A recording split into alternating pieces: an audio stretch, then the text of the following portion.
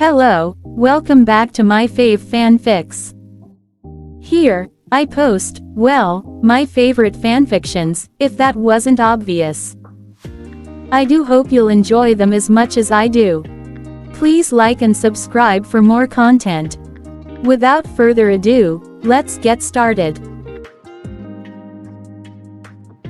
This is part 5 of What If Ichigo Lost His Zanpakuto in the World of One Piece.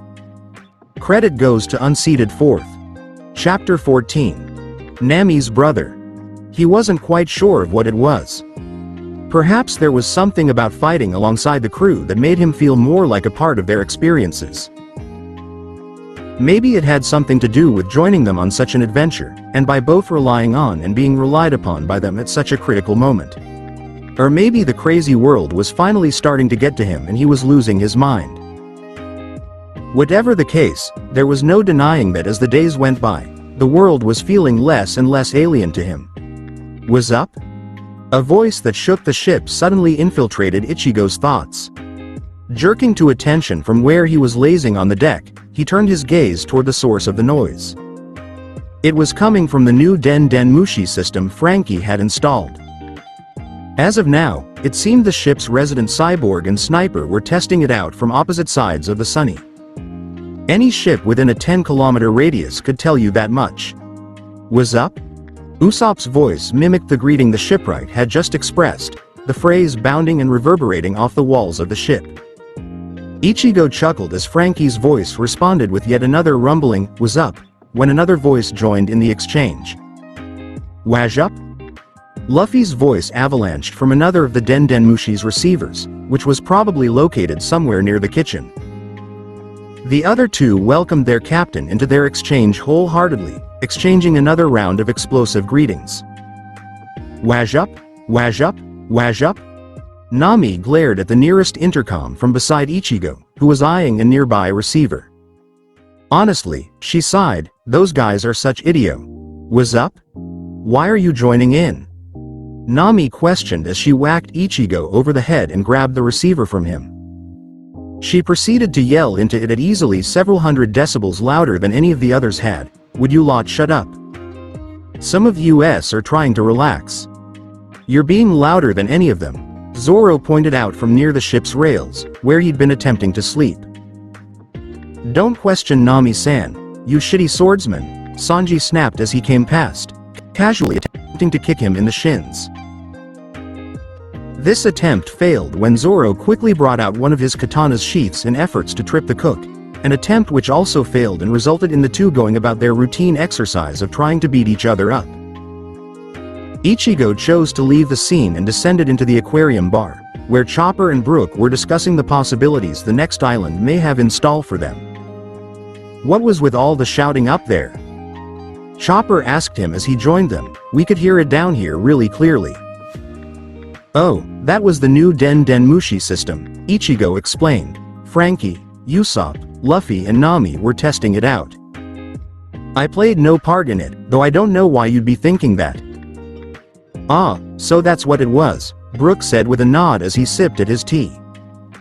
"I'm pretty sure they've stopped for now, at least," said Ichigo. "Oh, that's good," the skeleton said with a sigh. "I couldn't see where the voices were coming from, so I began to worry that Lion-san may be haunted. But if it was just you lot testing out the new system, then I guess there's nothing to worry about. No souls of the dead roaming around on this ship, yoho." Quote. "I'd hope not, they belong in the Soul Society," Ichigo said with a laugh. "Do lots of ghosts haunt the Soul Society, Ichigo?" Chopper questioned. "I'm not sure if haunt is the right word," Ichigo said. "What a terrifying place." Brook said with a shudder. "I think I'd die of fear if I were to go there, although of course I already am dead, yohohoho." Quote.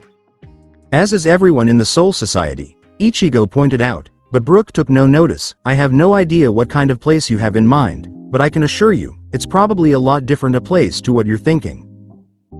Assemble. Captains and lieutenants." Quote. Rukia snapped to attention from her place behind Yukitake and watched as the Sutaicho entered the captain's hall in the 1st Division, Lieutenant Sasaki at his side. I assume you wonder why you've been summoned, the ancient captain said, taking his place at the head of the room. Rukia exchanged a glance across the hall with Renji, the other betraying no signs of having any more a clue as to the subject of the sudden meeting than she had. But then again, lieutenants weren't often given as many details on current matters as captains were. As such, the seemingly spontaneous meeting which required the attendance of both captains and their lieutenants was subject to much contemplation of the pair, as well as most of the other lieutenants in the vicinity. I have gathered you to inform you that Kazuki Urahara has been messing around with that Garganta project of his again, as some of you may have already known. Yamamoto spoke with the air of an elder berating the actions of a child. However, there's been an incident and young Kurosaki has fallen through the Garganta. He is currently somewhere within that world, and has been for the past fortnight or so. Rukia rolled her eyes. Trust that idiot to get himself into some sort of bizarre situation while she was over here, in the Soul Society. The others in the room responded in a variety of ways, ranging from similar rollings of the eyes, to stifled snickering. I hope he hasn't gotten lost, Yukitaki said thoughtfully. However, whatever it is Kurosaki has gotten himself into is of no concern to us, Yamamoto continued. Urahara has insisted that he'll be able to handle whatever it is himself for the time being. The matter I have called you all here for is of almost no relation. However, it still concerns a certain situation from that other side. This time, the response from everyone was silence. Yamamoto's gaze wandered over to the 5th Division captain. Captain Hirako, he addressed the vizard, what has Urahara said about the matter? Quote. Shinji cleared his throat, peering at the captains and lieutenants opposite him from beneath his slanted fringe, before beginning. He said that during some of his re-evaluations, he noticed some odd frequencies on the other side. And they were coming from the epicenter, and radiating outwards. Said it could have something to do with, well, you remember that incident 25 years ago, don't you? Quote. A series of murmurings and noddings of heads ensued. How could we forget? Shunsui remarked. 25 years already. Do we know for certain of what's causing this? Hitsugaya questioned. Is possible, Hana voiced what numerous others had been thinking, that he could be awakening. An anxious murmuring erupted throughout the captain's meeting room, broken only by Yamamoto slamming the end of his staff into the floor for silence. But what are the chances? Rose questioned. Who knows, Kensai said with a shrug, it's been 25 years for us. But as for how long it's been on that other side, the Dongai has a habit of warping time, remember. That's true, Mayuri seconded, it's entirely possible that anything from millennia to mere milliseconds have passed for them. I'm pretty sure Urahara confirmed that it's been a heck of a long time, Shinji said. At any rate, he told us that our actions may not have been as permanent as we hoped, but also that it could be a false alarm. He said that he sensed someone interfering from the other side of that Garganta, someone from that world. If that's the case, our suspicions of the events 25 years ago may just be false. Even if that is the case, we still need to be cautious, Yamamoto said. If a significant amount of time has passed on the other side, it is entirely possible that he could break out if given the chance. Kurosaki's case aside, there's potentially something far bigger we're dealing with. But until we know for certain, we will not intervene. For now. Nami smiled as she relaxed back into the deck chair, appreciating the momentary silence and the warm sun that beamed down on her.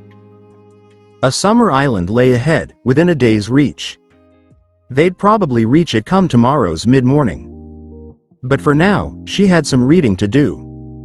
Reaching to the small table at her side, she pulled the recently delivered newspaper over and began skimming the headlines.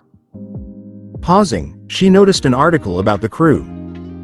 The happenings in Munkel, something about their actions in Shangpyo, and Nami's gaze froze on a featured column, as well as a new poster that slipped out of the loose pages of the paper with it.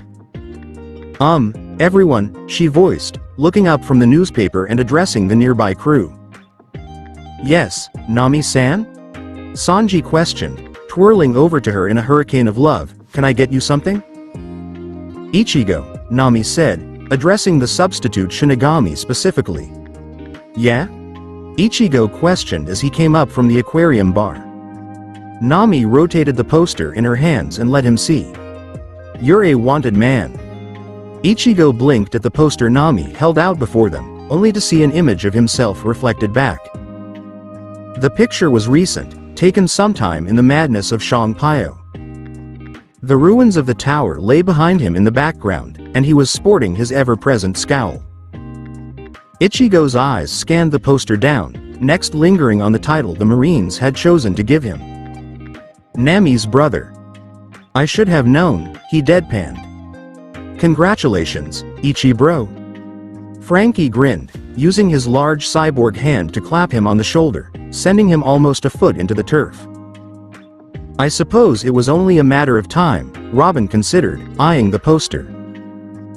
They think you're a new member of the crew, Nami said, and your powers are a real mystery to them. I guess they've never encountered a Shinigami before. He's got a bounty. Luffy observed excitedly, indicating to the promised 50 million belly reward beneath the Nami's brother title. Before Ichigo knew it, both the captain and the sharpshooter were either side him with an arm slung over his shoulders and chattering to him in excitement. This is awesome. We're so proud. Luffy cheered happily. Ichigo is finally becoming a man. Usopp added. Yosh. This calls for celebration, Luffy announced. Sanji, food. Brook, music. As the cook and musician busily went about following their captain's orders, Nami blinked and let the poster slip to the table, before letting out a sigh. A bounty isn't something to celebrate, she said weakly, knowing her argument would be to no avail. Of course it is. Luffy responded, and even if it wasn't, we missed out on most of the party at the place with the Kanga boat because Smokey chased us out. We need to make up for lost time. I grabbed a crate of this sake as we were leaving, Zoro said as he indicated to a large wooden barrel and grinned as though highly pleased with himself. You mean you had time to grab booze, but none to grab gold? Nami demanded, unbelievable. Fine then, do what you want. Nami-san is so wonderful when she's being understanding, Sanji cooed as he came by, arms full of large pint glasses, before he hurried back to the kitchen to prepare food. But I'm underage, Ichigo objected as Zoro offered him a pint of the fine liquor. You've just gotten a bounty, Robin said with a laugh, I'm sure that having sake while underage won't change matters for you. I suppose one couldn't hurt, Ichigo considered as he accepted the drink. Once all the crew were gathered and Sanji had bought down food for the ravenous captain, Luffy raised his obligatory glass. To Ichigo getting a bounty, he declared, and to continuing the party we didn't get to finish because of Smokey right here and now. Kampai. Kampai. The next few hours were filled with music and laughter. It all seemed to pass like a blur for Ichigo, as he looked on at the unfolding chaos before him and smiled as he took yet another sip from the glass. It was his third by now, or was it his fourth?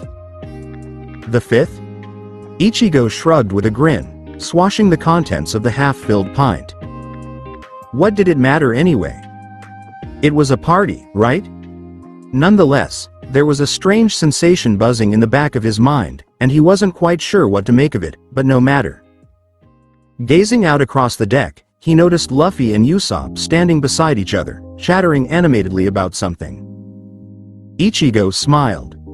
Those two were such funny friends, and so friendly as well. Hey, you two, he grinned as he approached them from behind and draped an arm over either of them, just as they had done to him so often in the past however long he'd been with them. Moon Guy. Luffy looked up at him, smiling. Why are you so friendly all of a sudden? Usopp asked. Dunno, Ichigo said with a shrug, maybe just felt like loosening up a bit. Or maybe it was the sake talking, for the next thing he knew, he was joining Chopper up on the table and dancing around with him as Luffy and Usopp laughed and clapped for him. Why am I doing this? He thought distractedly to himself. Yay, go Moon Guy. Join in. Use the chopsticks. Oh well, Luffy seems to be approving, so I must look pretty cool. From here, Ichigo's thoughts seemed to become hazy as the buzzing grew stronger with each new swig of sake, and one thing seemed to move to the next without him even seeming to notice. Next thing he knew, he was arm in arm with Usopp again, singing the lyrics of some song he didn't even know, and it was likely Usopp didn't even know either, as Brook somehow managed to accompany them on the piano. Next, he was laughing with Sanji over something that would normally not faze him in the slightest. Next he was laughing at, and even applauding Luffy's impeccable impersonation of Gao Chao.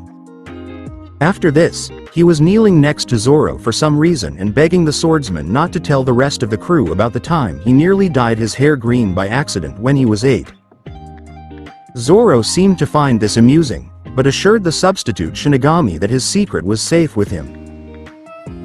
Next, he wasn't even sure what he was doing, but it involved the tire swing, the slippery slide, and seeing who could become rounder, Balloon Luffy or Guard Point Chopper.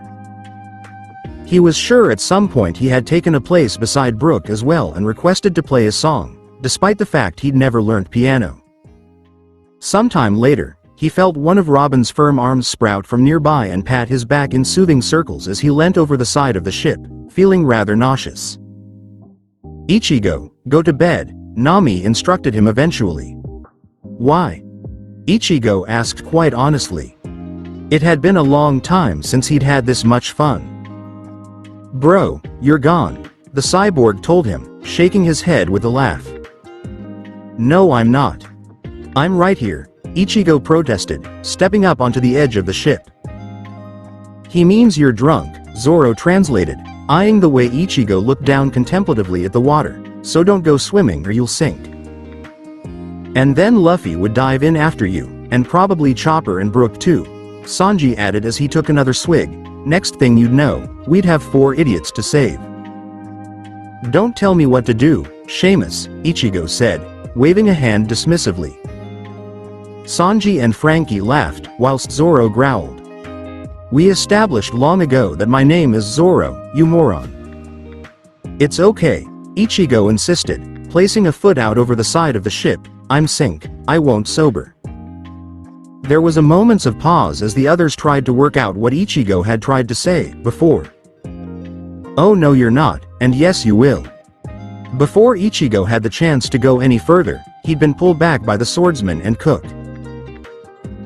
Deciding that now would be a brilliant moment to flaunt his nipple fireworks, Frankie proceeded to light up the sky with a spectacular display, which ultimately distracted Ichigo from his plight for a midnight swim, and caused all the other idiots and otherwise on board to pause for a moment to look on in wonder at the pretty lights. At least, before Nami questioned Frankie if he wanted to get found by the Marines. And so, the party died down in the early hours of a new day, and if one thing was for certain, it was that no one would be envying Ichigo later on. Chapter 15. Atlantica. Ichigo peeled his eyes open with a groan. He immediately wished he hadn't. Squeezing them shut again, he acknowledged the presence of the harshly bright sun tinting his vision a glowing red color as it sat high in the sky, seemingly mocking him. A dull throbbing pounded the back of his skull like a distant bass drum, dominating his consciousness and making it difficult to recollect his thoughts. His torso felt heavy, as though a dead weight were compressing against it. Cracking open an eye, he realized this was because one of Luffy's wiry limbs was inelegantly infiltrating his personal space. The captain lay sprawled out on the grassy deck beside him, his arms and legs splayed like a starfish as he loudly snored. Usopp was positioned likewise to Luffy's other side, the captain and sharpshooter's limbs lazily overlapping one another, and Chopper lay somewhere in between them, nuzzling Luffy's leg. It seemed as though the lot of them had fallen asleep where they'd dropped, not that Ichigo could recall the dropping part. It was all a bit of a blur, and trying to remember it only made his headache all the more prominent. Carefully moving Luffy's arm, Ichigo slowly got to his feet and wandered over to the edge of the ship, where he groaned and swore never to drink again. Footsteps alerted him to another presence and he turned to see Robin making her way along the deck.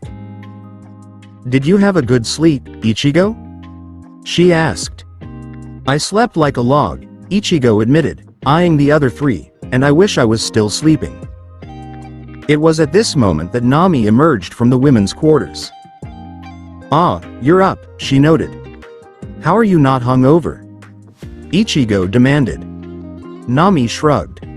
"I have my ways." A loud yawn announced Luffy had awoken and was currently stretching.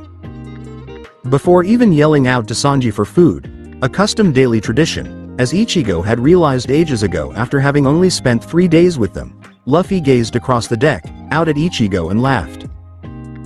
"Ha ha ha, Moon Guy is so much fun when he has some drink." Quote, "I'm never drinking with any of you again," Ichigo groaned as Luffy's obnoxious laughter continued, only making his headache worse. "What?" Zoro questioned, leaping down from the crow's nest. "After the whole 5 glasses you drank." "I drank that much?" asked Ichigo.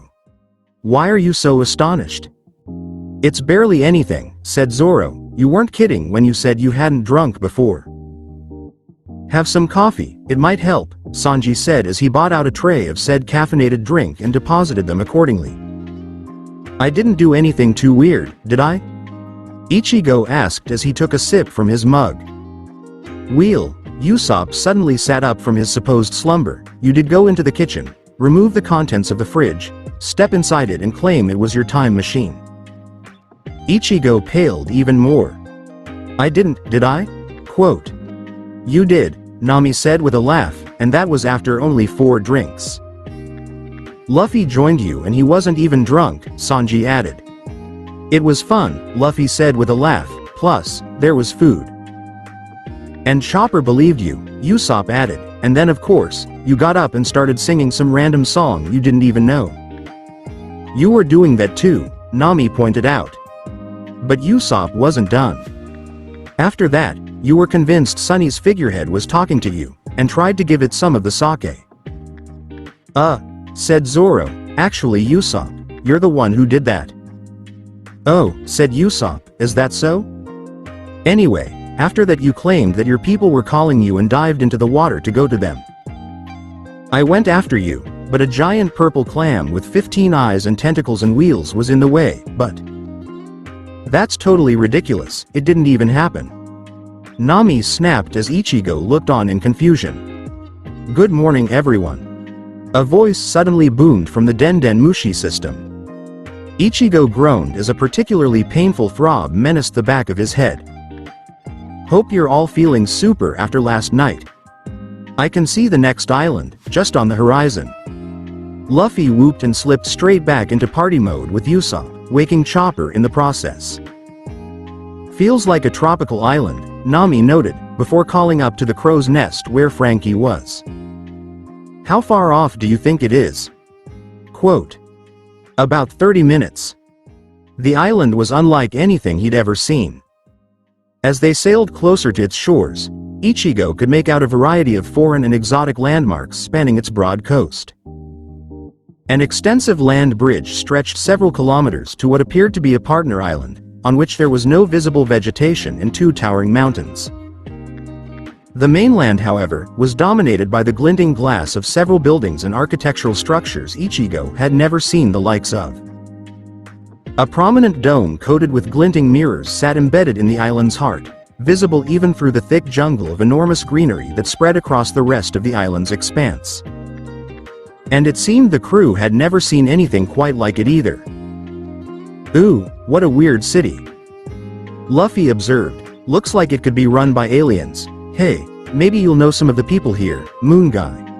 Quote, "Why would I know anyone here?" Ichigo snapped. "Yo ho ho, such an astonishing sight."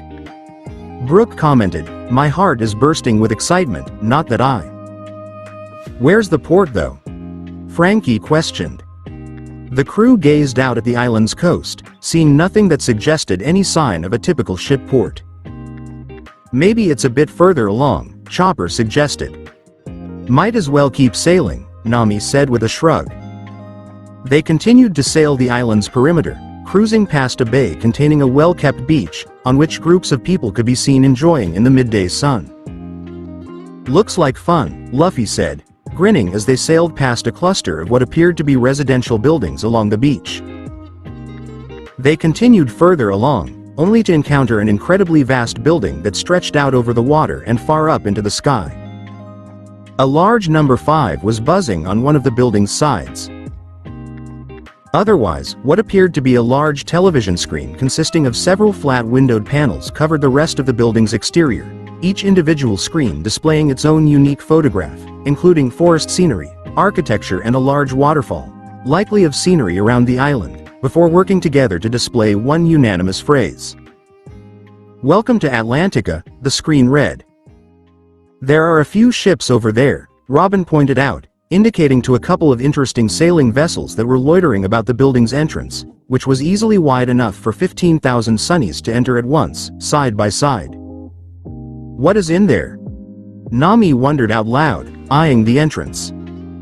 "It's our port," a man called from one of the strange vessels, clearly guessing the crew's confusion. "Please sail in if you wish to stay." "All right then," Luffy said with a nod. "We plan to stay here for a while, so full speed ahead." Quote, "I don't think it would be smart go sail full speed into there," Ichigo said blankly, but Luffy didn't seem to notice. As Frankie steered the ship into the indoor harbor, at a fairly slow speed, mind you, the crew took in the surroundings of Atlantica's port. Sure enough, numerous ships lined the inside of the building, bobbing gently in the water beside sets of shiny metal docks. What was even odder than the prospect of an indoor port, however, was the fact that it appeared to be multi-leveled. Ichigo eyed the ramp of ascending water in the building's upper corner curiously, noticing the flashing arrow signs beckoning them up to the port's upper floors. The walls of the building were transparent from the inside, and several large tubes could be seen coiling around the building on the outside, either depositing into the sea, or leading to other places on the island. As the Sunny began ascending the water ramp, Ichigo noted the large pane of glass that made up the opposite wall of the giant indoor port, giving them a decent view of the city below. It was huge, larger than any of the towns he'd seen in this world thus far. And the buildings were all so unique and interestingly shaped. One seemed to slowly twist up into the sky, before curving back down to the ground in an arc shape.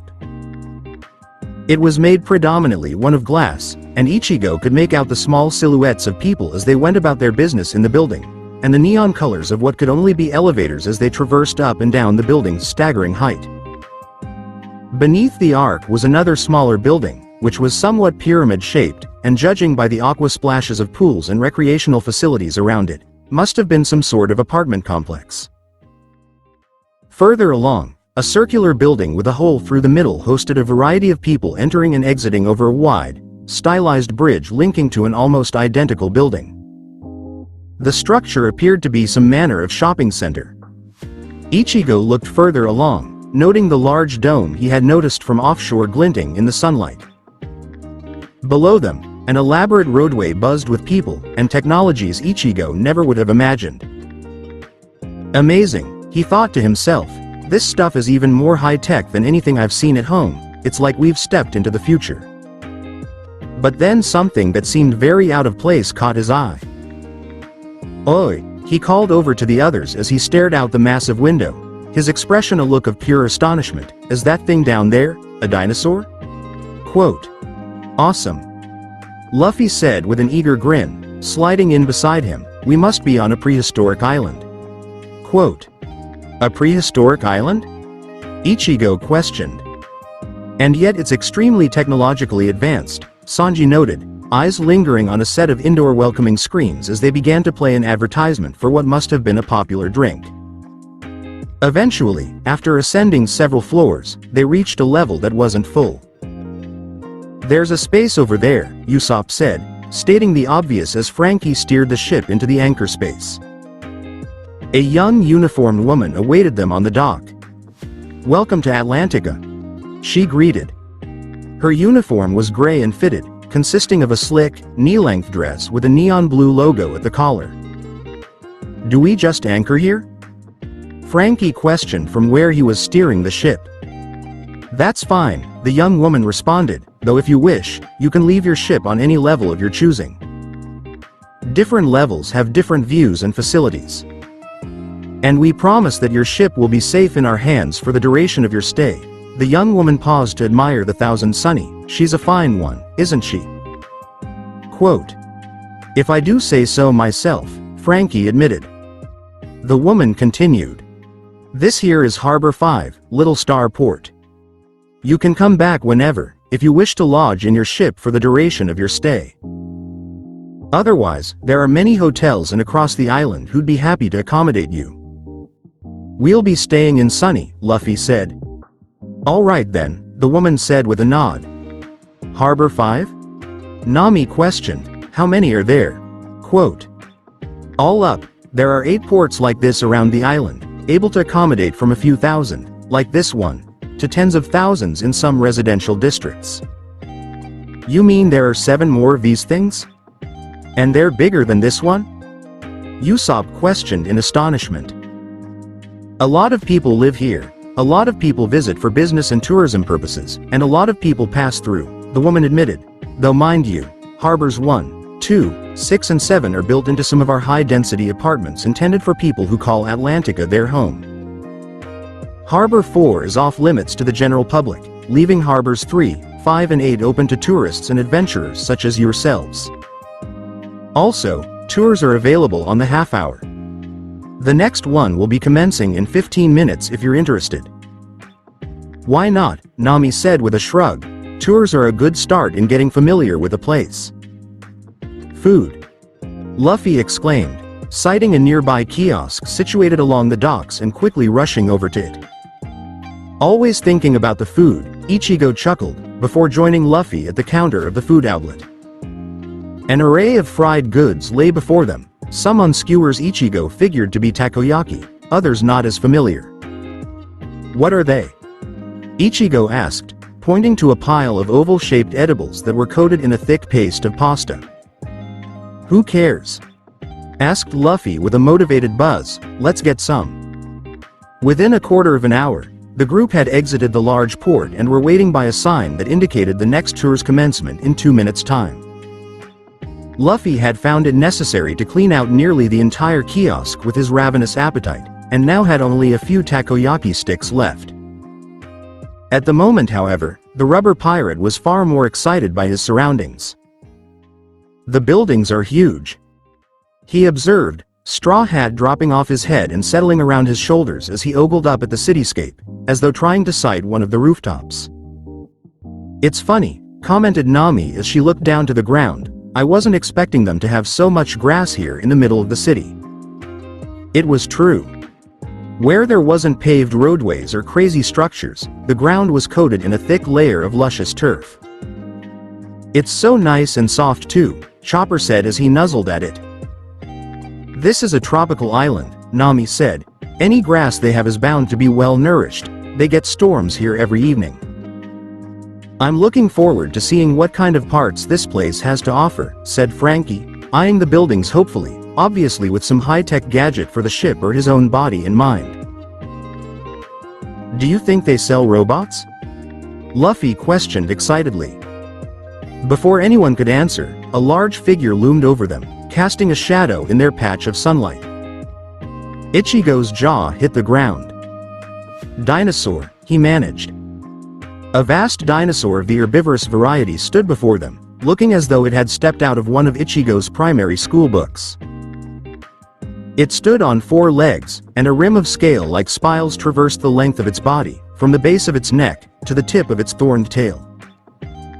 A bus? Luffy questioned. It's clearly a dinosaur, said Ichigo.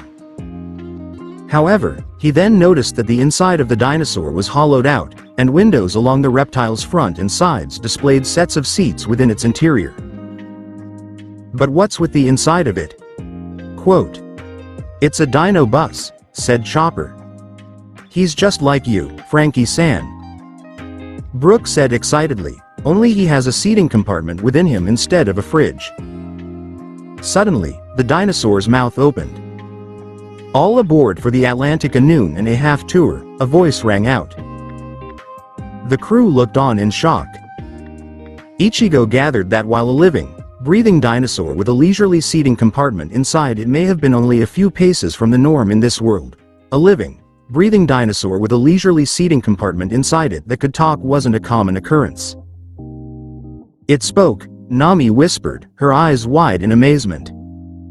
The dinosaur spoke to us, remarked Zoro. Amazing. Chopper gaped. The ones on Little Garden couldn't do this. Usopp said in excitement, delighted to have come across such a thing. Luffy looked on in silent enthrallment, jaw stretching to the rich turf below, and limited to making nothing but choked sounds of flabbergast, before finally finding his voice. Become my nakama. Quote. Sanji and Zoro simultaneously kicked and whacked Luffy over the head respectively. What have we told you about spontaneously asking that question to weird things you've just met? They demanded simultaneously, as Luffy nursed the twin lumps now sprouting from his head. Why'd you have to use hockey? The captain whined. Hey now, said Brook offhandedly, as Robin quietly laughed at them, there's nothing wrong with that.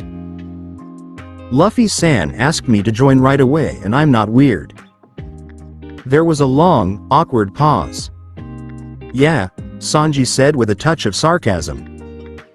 Before the exchange could continue however, a door opened in one of the dinosaur's thick front legs and a middle-aged man stuck his head out. Ahem, he coughed, getting their attention, weren't you listening to what I said before? All aboard for the noon and a half tour. But it was the dinosaur who said that, Luffy corrected, eyes sparkling as he enthusiastically pointed a finger at the Stegosaurus head while it stooped down to ground level for turf grazing. Ah, you are mistaken, said the man, there is a vocal system inside the Stegobus, allowing me to project my voice outwards through the dinosaur's mouth. So it was you who yelled that out just now, Frankie assumed. Indeed, it was, the man nodded. OWWW, Luffy whined as the twinkle left his eyes, it's less awesome now. Once all had loaded onto the Stegobus, their tour guide began his address. Welcome, he greeted them jovially through the small device clipped into his uniform, projecting his voice throughout the compartment. My name is Pascal. Before we set out, I ask that you keep all limbs and body parts strictly within the vehicle for the duration of the tour. Feel free to ask questions throughout. Dino Guide Bus Osan, did this bus eat a dinosaur fruit? Luffy asked from where he sat at one of the windows, where he was stretching one of his rubbery limbs up to poke at the dinosaur's spines. Airhead, chastised Usopp, it's clearly a dinosaur that ate the bus fruit. And you're not meant to put your arm out like that. Guide laughed. Both wrong. The name of the vehicle type is Stegobus. She's an Excelpod, a genetically modified Stegosaurus. Her name is Marion. Nice name, said Sanji. Going after dinosaurs now, Love Cook? Asked Zoro. What was that, shithead? Quote. Personally though, I reckon she's a bit spinny for you. Sanji's foot came up nearly faster than Ichigo could track and would have slammed into the side of Zoro's head had the swordsman not blocked the kick with the hilt of one of his katanas. The two proceeded to fall into one of their usual brawls, and would have probably demolished the inside of the bus had Nami not stepped in. Enough, both of you. She snapped, as she whacked the pair over the head simultaneously. Yes, Nami-san, managed Sanji as he smoldered on the floor. So, Frankie said, peering out the window, this dinosaur Excelpod will take us places, right? Is she fast? Quote. She sure is, Pascal said with a nod, and you know what else? Quote. What? Quote. She flies. And with that, the chopping sound of a set of propellers graced their ears. Ichigo glanced out the window to see two propellers had emerged either side the dinosaur, and were folding underneath, causing it to levitate. Kangaroos that are ships, dinosaurs that are flying buses, he muttered to himself over the sound of Luffy's energetic laughter and Usopp's panicked excitement. This place just gets weirder by the island. As the Stegosaurus took to the skies, an aerial view of most of Atlantica sprawled out before them. Being directly overhead, they could make out more than what they could whilst ascending the water ramps of the impressive boathouse. The higher they went, the more Ichigo realized that the city seemed to be laid out in a pattern. From what he could tell, the highest density of buildings were rimmed around the coast not too far from Little Star Port where they'd left the Sunny. As the buildings streamed further away from this busy point, they became less and less, as well as probably older, until the wild jungle filled with goodness knows what consumed them. Looks like a wild place, Ichigo thought, only imagining the kind of creatures that would lurk the jungle's depths on such an island. After a moment, Miriam slowed her ascent and began to level out. "I'm not allowed to fly much higher than this," Pascal explained, before his gaze was torn over to where Luffy was. "Hey, I thought I told you to stay inside." Quote. The captain was halfway out the window, and regarding what must have been the bare base of the Stegosaurus neck with an adventurous gleam in his wide brown eyes. "Luffy, get back inside." Nami snapped once again as Usopp and Chopper tugged their friend back inside the Excelpod's interior. "I will be taking you to 4 prime locations of Atlantica," Pascal told them. "Firstly, the Central Plaza." "Central Plaza?" Nami questioned, her face adopting a dreamy expression as she envisioned the shopping quality the island was bound to produce. "I bet they sell lots of super gadgets," Frankie said, grinning at the prospect. "What about in the way of cooking ingredients?" Sanji questioned, only imagining the new delicacies the island had to offer. "Clothing, gadgets, food ingredients, books, supplies, toys and games, you name it, they'll sell it," Pascal answered them. "You can see for yourself when we get there. After that, there's the falls, which will lead us to the harbor beach. It's a popular spot for both relaxation and recreation. I think we sailed past that on our way in," said Usopp. "After that, we have the Volcanic Springs and Resource Center, and finally the Dino Grounds." "Dino Grounds?" Luffy, Usopp, Chopper and Ichigo questioned in excitement. "Of course," said Pascal, "the Dino Grounds are some of our most popular sources of tourism. You could say they're this island's breadwinner, and here we are at the Central Plaza." Bread, sighed Luffy as the dinosaur touched down in a busy square. Ichigo looked around in wonder as Marion began navigating the bustling street with her stout legs. Being immersed in the city life was quite different again from sitting back and watching it from the sky. He watched as a merchant enthusiastically displayed a cart full of flashing goods to passers-by on a street corner. What could only have been the shopping center towered above them on both sides of the street, tunnel-like bridges above the street connecting the two buildings. It would be only too easy to lose one's self in the impressive structure. Along the building's exterior, cafes and restaurants were buzzing with people who'd come for lunch or a cool drink to combat the island's warm climate. At the shopping center's grand entrance, an elaborate water feature rested. A narrow trench formed a large circle on the ground, in the center of which was a flat surface, which pumped jets of neon-colored water up into the air. A handful of children were splashing about in the structure, enjoying the fun and refreshment it brought. Among a variety of bicycles, motorcycles, and car-like contraptions, other Excelpods also dominated the roads, of which Ichigo recognized a Triceratops, another Stegosaurus and a relatively small Brontosaurus, which appeared to be a regular bus function to ferry people to and from the city's center. "What a fluffy elephant," Luffy remarked as they stopped to give way to a mammoth which was towing supplies for what must have been a building company, judging by the flickering inscriptions on the coat of man positioned on its back wore. "This is the Central Plaza, otherwise known as Mesozoic Square," Guide said as Miriam began walking again, the carriage of her stocky legs not quite as smooth as when hovering through the air. She came to a halt in a grassy space beside the road designated for tour groups as Pascal began to give them more information about the city. However, the attention of the captain was elsewhere. "What's that?" Luffy asked, eyes lighting up in wonder. A dinosaur sat outside an arcade opening in the shopping center. It was about the size of a large dog, with a long neck and oval body, and 2 pairs of fins in place where there would normally be legs. "It's a plesiosaur," Usopp observed. Ichigo tilted his head in confusion. "But weren't plesiosaurs water dinosaurs? Shouldn't it be in the sea?" Quote, "Maybe it got lost and now it's stuck," suggested Zoro. "But how would it get this far inland to get stuck in the first place?" Nami asked. "It must be an idiot," said Luffy. The plesiosaur proceeded to move its fins in a forward motion, propelling its green body towards the dinosaur bus. "Oh. It's coming over," Luffy observed excitedly as he got up from the seat and edged closer to the window. "Come on, dinosaur, I won't eat you or anything," he coaxed as he leant out of the Excelpod vehicle. The dinosaur edged and ambled closer and closer until it was just below the window and gazing up at them intently. "Ha ha ha, I think we've made a friend," said Luffy happily.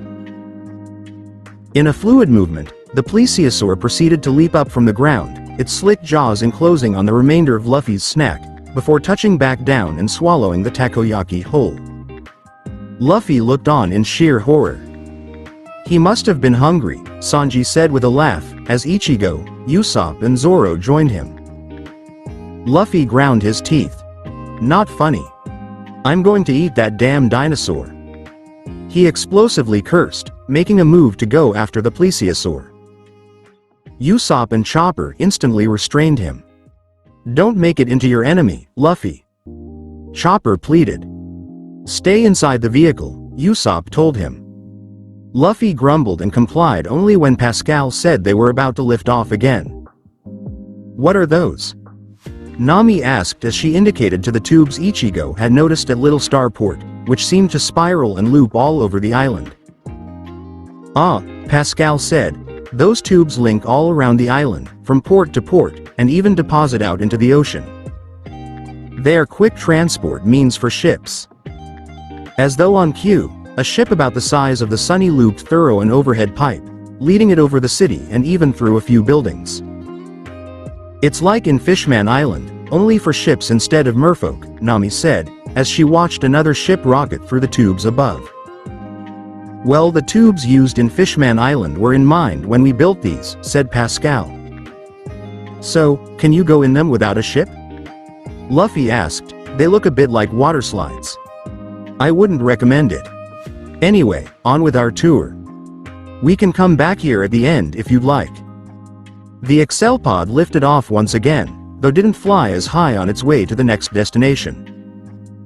"This is a really cool place," Luffy said, fidgeting in his seat as though unable to contain his excitement. "It's prehistoric, but a lot different to Little Garden. Or any other prehistoric island I know of," Usopp noted. "Indeed," Brook said as he sipped at a cup of tea, "I have only been to a prehistoric island once before and that was many years ago. Other than that, all the dinosaurs I've seen have been just like myself, yo-ho-ho-ho.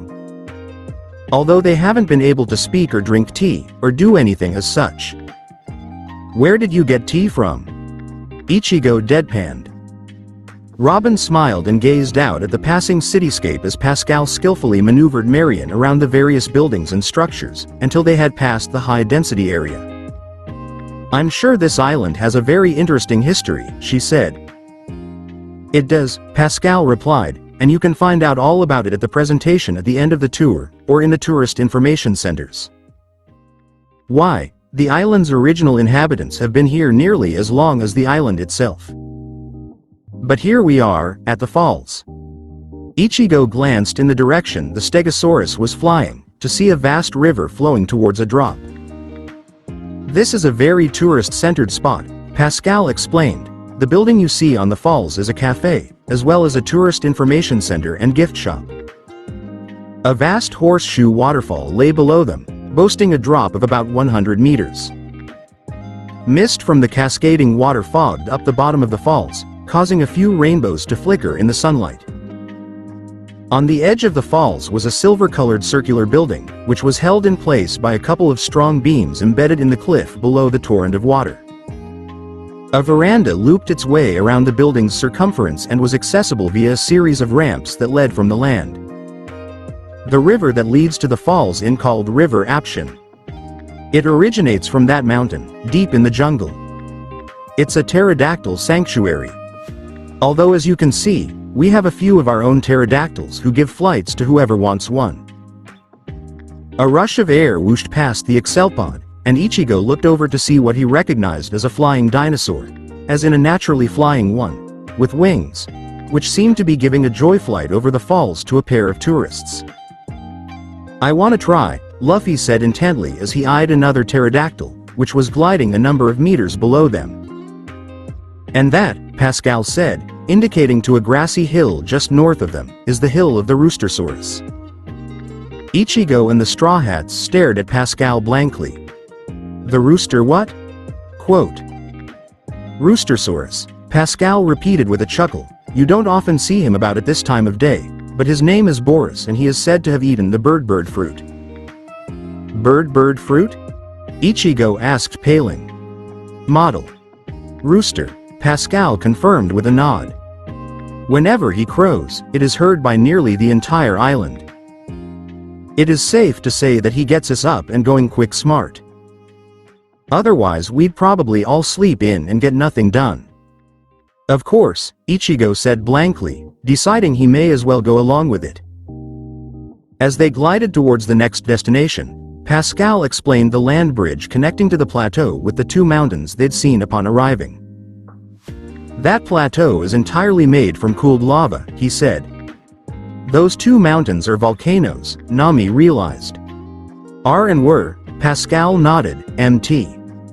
"Axion is just a mountain nowadays. It is believed to have had strong influence in shaping the land of Atlantica as we now know it. It's said to be one of the most ancient structures in the world. Mount Jumble, however, is still quite active. Lava always goes into the ocean, as you can see by the pile-up of rock plateaus around the mountains. However, when this happens, poisonous fumes smother the island. So it's a mysterious volcano," Luffy acknowledged. "Well, not really, it can easily be scientifically explained if you ask someone at the meteorology center," said Pascal. "Anyway, much of the wildlife has learned to adapt to the fumes and is thus able to survive. As humans, however, do not have such adaptations, though some of our higher-tech masks allow some to stay back during eruptions. Even so, it would be a little disconcerting to be on the island whilst the volcano is working its magic." "The volcano is magical?" questioned Chopper, taking Pascal's words too literally. "Do they ever erupt?" questioned Usopp. "Oh yes," Pascal replied, "quite frequently, might I add. Usually about twice a year. We evacuate to the sister island, as it is not within range of the fumes but still quite close by. Technically considered a part of Atlantica, since they were originally part of the same island. On the topic of the volcano, however, the metrology centers state that the eruption should be taking place about 2 weeks from now. The log sets in a week," Nami noted, gazing down at the complex compass on her wrist. "We'll be out of here by then." They continued to glide through the air, over what appeared to be smaller shopping outlets and even a marketplace. "Down there is the Lopingian ward," Pascal said, indicating to a cluster of residential buildings below them. "I would advise against visiting it, it's a bit of a lawless zone." Ichigo noted how the buildings didn't seem to have the same sort of glow the rest of Atlantica boasted, possibly due to the paint peeling off many of the structures. "Do many people live there?" Ichigo asked. "I'd imagine so," Pascal replied, "though I can't really be certain. The census has a tendency to skip that place more often than not." Over the following 20 minutes, Marion flew them overhead the beach they'd passed whilst sailing in, as well as the volcanic springs, whilst Pascal gave them random facts concerning the island. However, Luffy, Usopp, Chopper and Brook seemed to take more interest in some sort of game they'd come up with, which involved seeing how many dinosaurs they could find from any one window. "I apologize, I can't land you anywhere but the shopping center or the dinosaur grounds," Pascal said as they headed to the final part of the tour. "This new law has come in. It's limited the places the Excelpods are allowed to land, so most of the tour is now taken from the sky." "That's okay," Sanji said, exhaling a breath of smoke from his cigarette. "You're basically just showing us around, right? We've got a whole week here, so we can explore wherever by foot later." "That's fair enough," Pascal said with a chuckle, "though if there's anything you'd like to ask, just ask me." "What about the forest?" Luffy asked, indicating to the jungle that lay a ways off. "The Permian jungle is strictly out of bounds," answered Pascal. "Oh, really?" Luffy asked with a smile, suddenly gaining more interest in the forest and less in the game he'd been playing. "Really? People aren't allowed there," Pascal maintained. Luffy's grin only grew. "So it's a mysterious forest, where people are not allowed to go." "Aw great," sighed Usopp, "you shouldn't have told him that." "The punishment for entering the forest is severe," said Pascal, "and that's if you're even able to return. For within the forest lays the untamed wilderness that has not changed since this ancient island's beginnings. So if you'd like to enjoy the time you spend in Atlantica, I would suggest not paying the forest a visit. If anything, you've just made him want to go into it even more." Usopp deadpanned as Luffy hummed happily to himself, likely in efforts to sound inconspicuous. "And finally, this is Triassic Emporium. Dinosaur rallies are held here, and bets can be placed."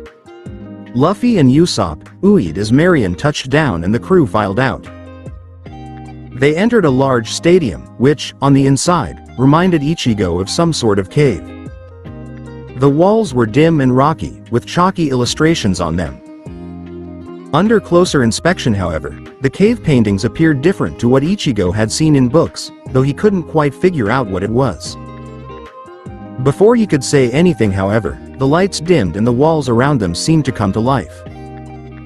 Ichigo watched the wall in front of him in wonder, as a figure slowly appeared on it. The figure was a painting of a man. It was rather rough, but simple, and instantly made Ichigo think of an ancient cave painting from prehistoric times. Unlike the primeval figures on well-eroded rock interiors he was thinking of, though, this one was moving. The subject was growing as it drew closer to its audience, the spear in its hand and pelts that made up its coat becoming more pronounced with each step. Eventually, it came to a stop and an echoing voice resounded throughout the auditorium. "Many eons ago, before even our Atlantica was the magnum yet to be spit out by the volcano, there existed nothing on this planet but ocean, and a spare few lands which have since sunk to the depths of the ocean." The cave painting-like figures morphed into a seascape and an array of dark clouds. For many years, an enraged storm brewed in the skies above our and other lands. The power of the storm was so severe that it is said to have reached the floor of the then empty ocean and triggered the volcanic activity that created our fertile soils. The storm clouds grew, and the mountainous figures of volcanoes spread throughout the wall space, forming small islands. However, when the eye of the storm had passed and it seemed things were about to end, the infant islands were inflicted by powerful forces from within the festering storm, and from the world above our own, 5 deaths were cast down. "This story again," Zoro muttered. Of these 5 deaths, a sacrificial one reached out to 3 of the islands, one of them being a form that became our Atlantica. 3 islands were displayed, before the one which was obviously Atlantica was highlighted with a shining light and focused on. For many years, whilst others' isles in what we have come to acknowledge as the 5 immortal glades advanced in climate, landscape and society, Atlantica remained untouched by the world. Untouched by time, even. Until a dozen thousand years ago, when our ancestors emerged from the sea. Several figures that reminded Ichigo of the sea nymphs they'd encountered before Shangpaio carved their way into the rocks, casting an eerie glow across the audience. They made their way into the landscape of the island, which was covered in mountains and forest, much like what could be seen outside, only without the buildings. Over the millennia, the land did not change, but we did. Rich minerals were found within the volcanoes, and we learned to adapt materials into things other societies may never even imagine. And gradually, more people joined us. Yet whilst we rapidly advanced, we were able to adapt to our environment and preserve it the way it was always meant to be left. The people and built structures in the painting gradually changed, though much of the landscape and animals remained much the same as they were at the start. And as we grow and change, our Atlantica will always be the same at its heart. Until the very end of time. And with that, the presentation was over and the lights fades back on, leaving the cave-like walls still and unanimated, just as though they'd been crafted millennia ago. They really believe in that folktale of theirs around these parts, Sanji remarked as they left the building. It's been interesting, however, Robin said. Each island we've been to has had a slightly different take on the events, but tell the same story all up. Still, I get the feeling that something's missing. There's something they're not telling us. What do you think that is? Luffy questioned. Robin shrugged. I'm not sure, but this place is supposed to be the Glade of the Sacrifice. The narrator even said it himself. So? Quote. So why was there not even a hint of it when talking about Atlantica in that presentation? After all, Shanpaio at least mentioned the plague in some form, and how it was relevant to them. Maybe it's not relevant, Ichigo suggested. I mean, a plague is something that affects an entire society. I'm not saying a sacrifice can't either, it's just that nothing about this place seems really sacrificial. I think you'll find, Ichigo, that things aren't always as they seem, Robin warned with a smile. Before Ichigo could question her further, Pascal was ushering them back into the stego bus. As he was about to head to his seat in the Excelpon, he glanced Nami, who was gazing at the log pose. You know, he said, this far into the Isles of Aftardos, people don't usually depend on their log pose. Nami looked at him in confusion. What do you mean by that? Doesn't it work or something? Quote. Pascal shook his head. The thing is, it does work, he said, but people don't normally depend on their log pose unless it's leading them to an outer ring. You see, Atlantica and the other two islands in this third glade make up the halfway point and people don't often go any further in.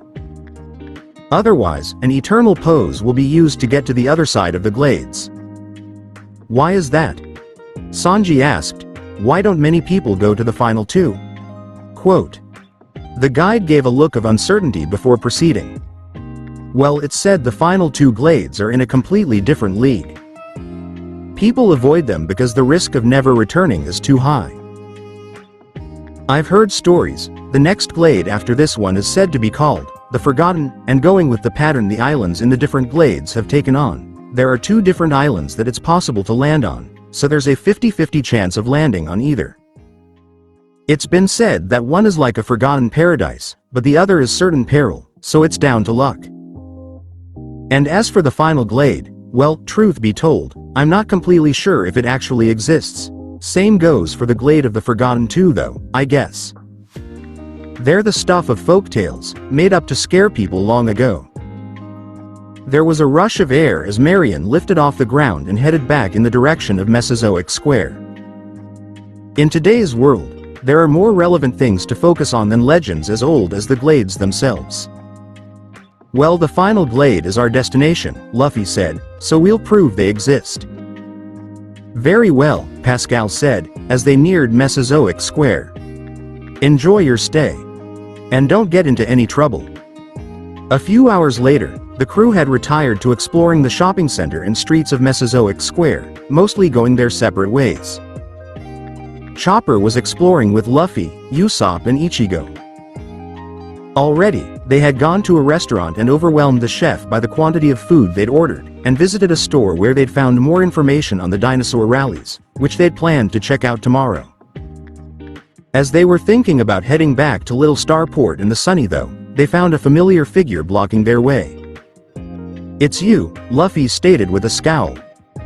The plesiosaur from earlier sat before them, looking as smug as a plesiosaur could. It opened its mouth and began making a series of chirruping sounds, which seemed to be directed at Luffy. What's he saying, Chopper? Usopp asked. Chopper listened as the plesiosaur chirruped a few more times, before gulping. He says, thanks for the takoyaki before, I really enjoyed it. And who said you could have it? Luffy demanded. Before the plesiosaur could respond, a strong gust of wind blew, indicating the nightly storm was on its. The wind surprised its unsuspecting victims, and unstuck the hat on Luffy's head. Hat. Quote. However, before Luffy could stretch his arm out to retrieve his treasure, the plesiosaur had launched itself into the air again and caught the straw hat neatly in its mouth. Hey! Give that back! Luffy snapped at it. But it seemed the plesiosaur had other intentions. Without pausing for a second, the dinosaur turned and began ambling up the road at an impressive speed, the hat clutched tightly in its maw. And Luffy was off, disregarding any traffic as he sped after it. Get back here with that, you damn dinosaur. Quote. We'd better go after him, Ichigo said. Chopper and Usopp nodded. Who knew what their idiot captain could get up to if he got lost? Chopper reverted to walk point and they swiftly pursued Luffy's angry voice as the boy used his stretching abilities to advance on the dinosaur by taking hold of the street lamps and rocketing himself forward, leaving many surprised civilians in his wake. They twisted many corners and went up streets Chopper otherwise would never had noticed. They passed a small park containing a few excelpods who were grazing on the lavish grass, and large cave painting like advertisements that would shift and change every few seconds. Eventually, they reached the outskirts of the Mesozoic district, where the people were, somewhat, fewer, and the buildings less impressive. From not far ahead of them, Chopper could make out the distinctive form of the plesiosaur, which still had Luffy's hat, disappear into a small, quaint-looking building with a welcoming exterior. Following the course the plesiosaur had taken, they approached the building and went inside. Chopper glanced at the sign as they entered. Dino Cafe it read in bold letters. They went through to find the interior buzzing and friendly. It seemed to be a popular place for its size, complete with a piano in the corner. Scanning the room, Chopper quickly located Luffy and the plesiosaur. The dinosaur had leapt up to one of the awnings in the roof from which it was gazing down with small, mischievous eyes. Chopper returned to Brainpoint and trotted over with Usopp and Ichigo. Give that back, you idiot dinosaur! Luffy demanded, rocketing an arm up, only for the plesiosaur to shift and dodge. A man behind the counter hefted a sigh and regarded the plesiosaur through cynical eyes. El Santino, he said, have you been bothering the tourists again? Quote. The plesiosaur, El Santino, made a muffled chirruping sound, before depositing the hat down into Luffy's hands. Hat. Luffy said happily, slamming it over his head with a grin, thanks, Osan. Quote. I'm not old. The man snapped. It was true. He only appeared to be in his mid-20s, with tanned skin and long dark red hair he wore tied back into a ponytail. His chestnut-colored eyes glinted behind dark-framed glasses. Anyway, sorry about the trouble our pet plesiosaur has caused you. He's brought a few tourists in today, actually, he indicated over to a table in the corner. Hey, it's you guys. Ichigo said, noticing Nami, Robin, Sanji and Frankie were seated there and enjoying a meal. Hey there, bros, Frankie waved a massive cyborg arm at them. Friends of yours? The man asked, exchanging a glance between those seated in Chopper's group. Yeah, they're our Nakama, said Luffy. Interesting. The door loudly swung open once again, only for Brook to wander in, humming a merry tune. Hello, Brook. Chopper called over happily. Hello, Chopper-kun, replied the musician, noting nearly the entire crew had gathered in the cafe. Ah, almost all of us are here. How exciting. Another friend of yours? The man assumed. There are a lot of them, Dan? A young woman with a pale complexion and even paler white hair said as she whipped down the table. I saw Luffy-san and the others go it, so I decided I'd join them, Brook explained as he took a seat at the table the others had gathered around. Brook, Nami said, regarding him interrogatively. Yes, Nami-san? The skeleton questioned. Were you on your own? Why yes, I was. It wasn't that bad though, there were lots of people around. I didn't feel lonely at all, and I even found a music shop, with lots of interesting instruments, said Brooke. They even had an old concert poster of mine in there, yo-ho-ho. That's not what I'm asking, Nami said. What I mean is that if you were out there on your own and 9 out of 10 of us are here now. Zoro is out there on his own. A silence descended over their table. Wait, said Chopper. Zoro is out in that big city on his own? This is bad. Quote. That shithead will get lost for sure, cursed Sanji. Is the little star port nearby? A voice sounded from across the room. Those gathered at the table looked over to see none other than the man in question locked in conversation with the white-haired young woman. No, sorry, the pale woman said, that's on the other side of town. Oi, Zoro. Luffy called over to the swordsman, waving his hand in the air enthusiastically. Zoro looked over, an expression of surprise crossing his features, before covering it with frustration. Geez. I can't take my eye of any of you for a minute, can I? Always wandering off to who knows where. Ichigo snickered. And you're no exception, Shinigami. Quote. The two cafe owners watched their exchange for a few moments, before addressing the crew. El Santino bothers tourists a lot, the man explained, however, he doesn't often bring them here to our cafe. When he does though, whoever he brings usually does something significant over the course of their stay. Is that a good thing? Nami asked. The young woman shrugged. Who knows? Quote. At any rate, it calls for dinner on the house, the man said. Name's Dan Van Diemen, by the way. That's very kind of you, Dan, Robin said, as most of the men celebrated the novelty of free food. Don't mention it. Catherine Copernicus, the woman introduced herself. There are another 2 idiots who run the cafe as well, but they're not in tonight. What a beautiful name for a beautiful young lady, Sanji praised her. May I see your panties?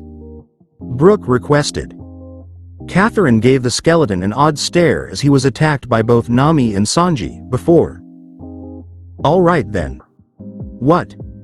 It seemed even the skeleton hadn't expected for his request to be honored. However, the sight that was beheld upon the skirt being lifted was probably quite different to what Brooke had been anticipating. Those are boxers. Usopp said, sounding quite deflated. I know. Catherine chirped, dropping her skirt back down. But why? Sanji questioned, even more noticeably deflated. She's a man. Luffy said, there's absolutely no other explanation. Quote. I knew it. Stated Chopper. I knew from the moment I saw her. Quote. I'm not a man. Catherine interjected as Dan laughed, men's underwear is just lots more comfortable. And it's funny watching their reactions when they see me wearing it. Quote. And annoying when someone's doing the washing and they can't tell your underwear apart from mine or the other two's, Dan noted flatly. Catherine shrugged and laughed as she went to prepare some meals. Well, that's your problem. Dan shook his head and returned his attention to the crew. Sorry about that, he said, you'll find some of us here are slightly odd.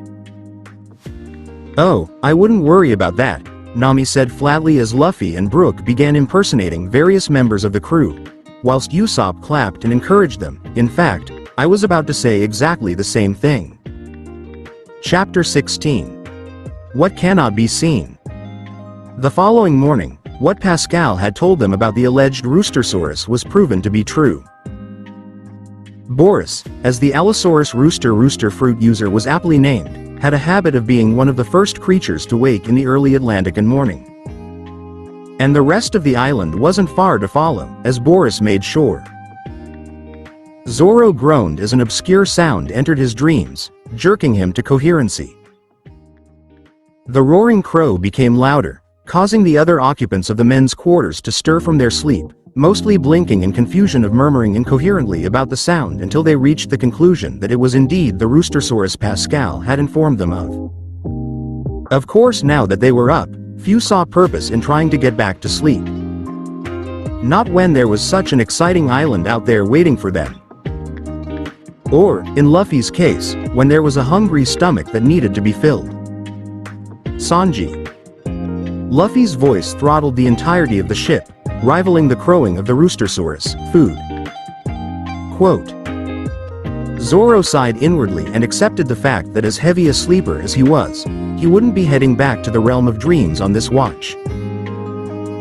If anyone had managed to sleep through that bird-brained excuse for a dinosaur's obnoxious screeching, which was unlikely, seeing as it had managed to wake himself of all people, it was doubtful they would still be asleep after the captain's hungry outburst. Soon the other morons would be up and scampering about the deck, which would only make drifting back off all the more difficult. Perhaps he could catch up later in the day.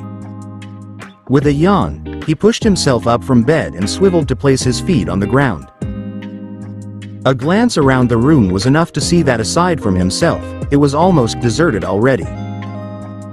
Luffy had left a visible path of destruction in his scramble to bother the cook for food, and whoever had still been in the room had followed. Otherwise, the only other occupant of the room was Ichigo, who looked as though he was having a tough inner battle over whether to get up or not. Zoro almost felt for him. It had been a rough past few weeks for him, and clearly the Straw Hat's daily routine still hadn't quite clicked with him. Though Zoro probably wouldn't be the first to admit he'd noticed the kid loosen up a little over the time he'd spent on the ship, particularly after the events in Shanpayo. He'd probably come to the conclusion that there was nothing he could do in his current situation that would speed matters up, and that he may as well sit back and let whatever had to happen take its course before they could finally reach that fated glade where his sword was said to be. Whatever the case, it was obvious Ichigo was becoming more accustomed to their ways, even if he still had a lot to learn. Zoro stood and headed towards the room's exit, passing the substitute Shinigami on his way. You'd better get up, Ichigo, he warned, if you want breakfast, that is. You should know by now that once it's on the table, it goes fast. Ichigo didn't seem to need any further prompting to begrudgingly sit up and groggily stretch his tired limbs. What's the time? He half yawned. Zoro shrugged as he left the room. Early. He wound admit though, Ichigo was growing on him. When it came down to it, he was just some poor lost idiot, and Zoro could almost relate to that on some occasions. Zoro arrived out on deck and took a moment to readjust to the scenery around them. He'd nearly forgotten they were anchored in a large, multi-level, indoor port.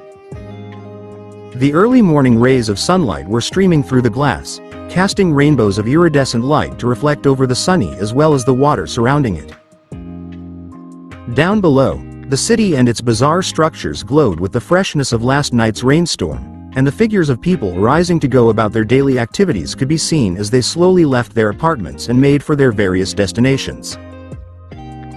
Further out, the jungle and the mountains thrived with wild and unexplored life, a low morning mist surrounding them and adding to their airy mystery.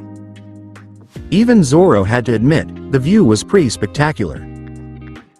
Sanji was one of the few who'd risen before Boris, and was busying himself by preparing an early breakfast for the crew before they disembarked their separate ways for the day.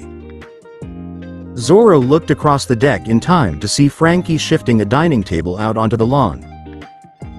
It seemed the rest of the crew unanimously agreed such a location was worthy of an on-deck breakfast.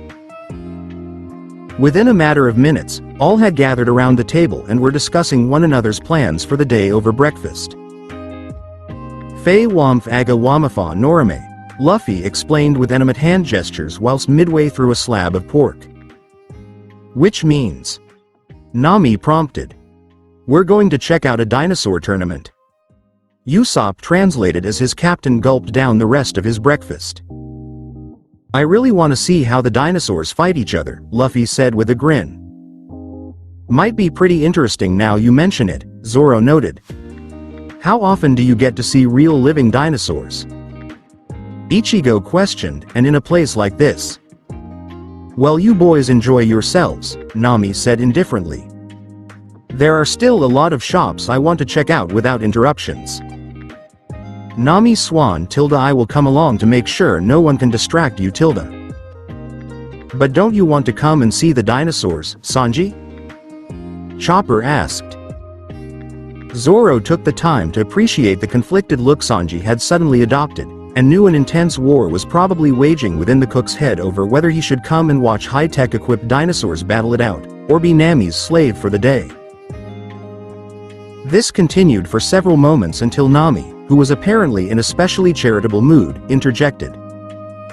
It's all right, Sanji-kun, she said, you can go and watch the dinosaurs.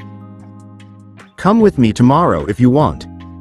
I'll be shopping for new clothing and could use some help. Zoro rolled his eyes as the cook was reduced to a pathetic puddle of praises to how kind, smart and considerate his Nami Swan was. Content with his meal, he didn't even notice when Luffy's hand came by and snatched up what was left of his breakfast. Whatever was to come, it was bound to be an interesting day. Finally, someplace quiet. Although quiet wasn't the word Grimmjow would use to describe their current location, he was in no mood to argue with the mod soul sitting across from him. It was partially true after all. Whilst the bar they had settled in was somewhat rowdy, no one had tried picking a fight with them or going after Khan. After their run-in with the Kid Pirates and first wave of Marines, the two had snuck aboard a pirate ship without much fuss and disembarked at the next island. And their trouble hadn't followed them, so far at least. At the moment, however, their main priority was to find that stupid moron, Ichigo. Once he was found, they could kiss this crazy world and each other's company goodbye for good. But for now, Grimmjow was content in simply enjoying the relaxing hum of the bar. This island was quite different from the other two again. It was a weird dry place which rarely got any rain. And it showed. The ground was parched and cracked, and water resources minimal. Though still considered a desert, it was vastly different from the white sands and bare night skies Grimmjow was used to. The light of day actually visited this place for one thing. The fact the place actually seemed to have color was another.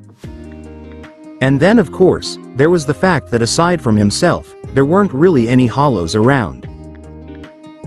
No, the only thing this place and Hueco Mundo had in common was the arid terrain and the dead trees. But even then, this place had plenty of living tree-like things as well. They were tall, green all over and covered in sharp spines. Grimmjow had experienced the misfortune of leaning against one earlier and proceeded to have quite the unpleasant time removing the various spines from his skin to the sound of that idiot mod soul's obnoxious laughter. But at least there was a town near the port they docked at, small as it may have been. It was fairly well kept, a single wide dirt road acting as the main street with 1 to 2 story timber buildings positioned neatly at either side. The way the men dressed reminded him a little of the Resurrection that Stark guy and his kid had back in the day. But aside from all that, the island they were on now was apparently part of some glade called the Sacrifice, or something morbid sounding like that. Grimmjow didn't pay much attention to the local customs, only that some old guy had told them a creepy story shortly after they'd arrived about a bunch of islands and glades that each had different curses or something like that. The swinging open of the twin salon doors that led to the bar announced the arrival of a new wave of people.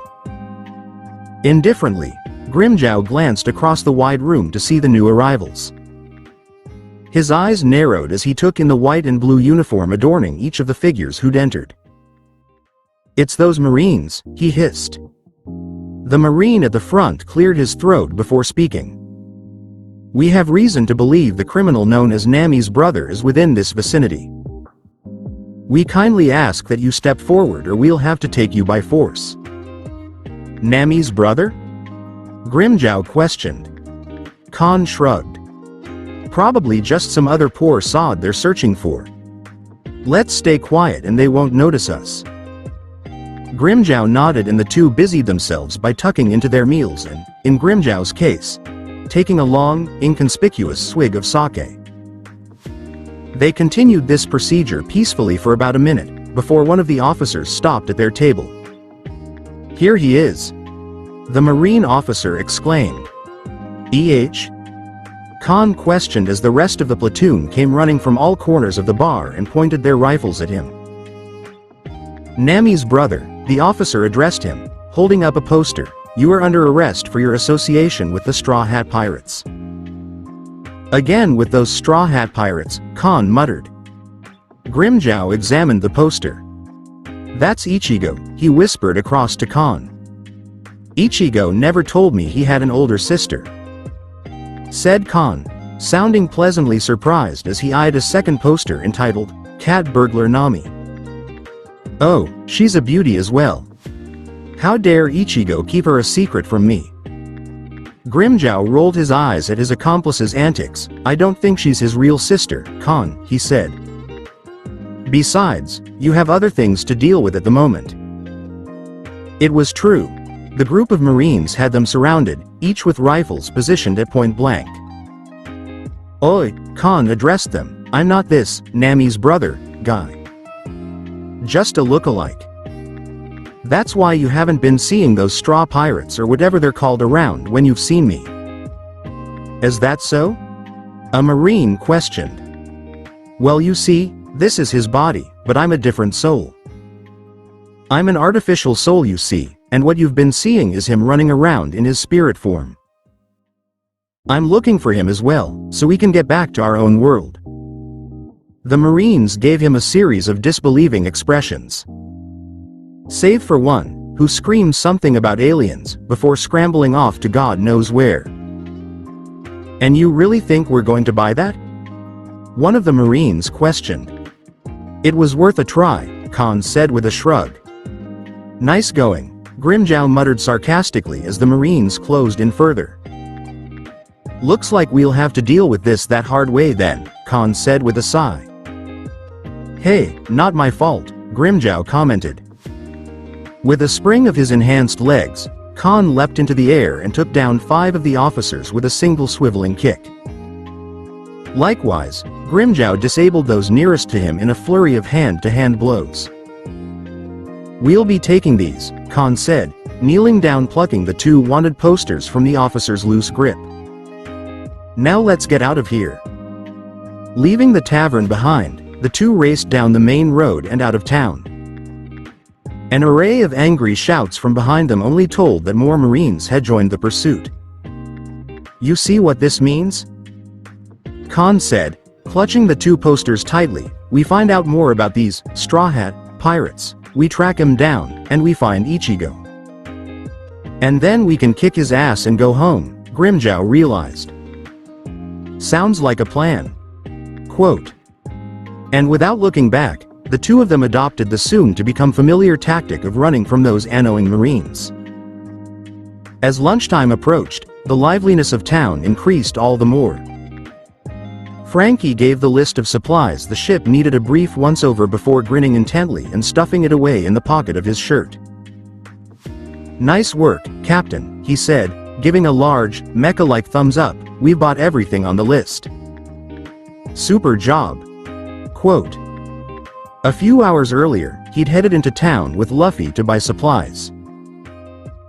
Nami had opted it was best the captain accompany the shipwright, as most of what Frankie would be doing was away from the main focus of the town, and Luffy seemed to have a knack for drawing attention to himself when left to his own devices, or any other, for that matter. "There are so many awesome things here," Luffy said as he excitedly bounced on the spot, still unable to focus on any one of the many futuristic gadgets. "Ooh, what are those over there?" He hurried over to a nearby attraction where a man stood, demonstrating the function of some strange sort of contraption. Frankie chuckled at his captain's antics, watching his eyes turn to stars whilst the exhibitor continued the demonstration. He'd had trouble getting the boy away from some of these attractions. He'd go from one to the next almost quicker than Frankie could track, clearly unable to decide which direction to look next, as everywhere he looked boasted a new and cool device. Heck, Frankie had trouble getting himself away from certain things. Everything was super high-tech compared to what he'd seen elsewhere, and it was interesting to see what designs like-minded people to himself could come up with. Speaking of which, every so often he'd even come across other cyborgs. Some were quite obvious, standing out almost as obviously as he did. Others weren't so much recognizable, given away only by certain oddities in their bodies, where metal weaponry made its presence known from beneath the skin. Some didn't even look like cyborgs at all, just regular civilians. But that's where the phrase, "it takes one to know one," showed its true meaning. Given the person's stance and way of moving, Frankie could deduce his own kind pretty easily, even if they seemed no different to regular people to the untrained eye. Some of the cyborgs would lock eye contact with him as they passed and instantly channel some sort of unspoken bond, which would ultimately result in Frankie and the cyborg in question breaking into a spontaneous, super jig, of sorts. And Luffy was loving it. "So, Frankie," he smiled up at the shipwright after prying himself away from a particularly cool wristwatch that would shoot a beam half-hourly, "can we get a statue on the ship? I want a statue of a mecha robot." Frankie considered his captain's request. "I don't see why not, Luffy bro. What about a dinosaur bus, like Marion from yesterday? Or one of those walls with the moving paintings?" Quote, "I've been considering getting a new cola machine," Frankie told him, "one that can walk." "That's amazing," Luffy said. As they continued along the busy square, they encountered one of their own. "Ah, Robin." Luffy waved across the street to the crew's archaeologist, "Have you read any weird things yet?" Quote, "Nothing in particular yet, Luffy," she answered him with a smile as he and Frankie crossed the street to meet with her, "although I'm about to go looking. You're welcome to join me if you like." "I don't want to read about history," Luffy whined. Robin laughed, "No, I didn't think it would sound too appealing to you. Why don't you go and meet up with some of the others?" Frankie suggested. "I think some of the dino tournaments will be starting soon.